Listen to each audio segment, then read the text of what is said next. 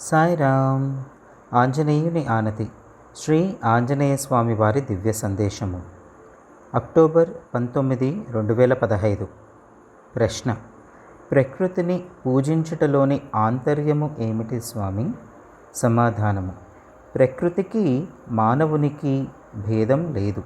ఇది గ్రహించిన పూర్వీకులు, ఋషులు ప్రకృతి శక్తులను ఆరాధించడం నేర్చుకున్నారు. ఈ ప్రకృతితో సహకరించడము నేర్చుకున్నారు. అందువల్లనే పూర్వీకులు ఆయురారోగ్యాలతో జీవించగలిగారు.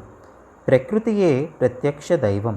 ఈ విశ్వానికి ప్రభువైన ఈశ్వరుడు సమస్త జీవకోటి మనుగడకు, ప్రశాంతమైన జీవితానికి, ఆరోగ్యానికి ఈ ప్రకృతిని ఒక వరంగా ప్రసాదించాడు.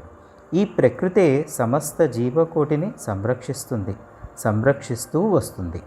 మానవులందరికీ మార్గదర్శి ఈ ప్రకృతి మాతే. సాయిరామ్.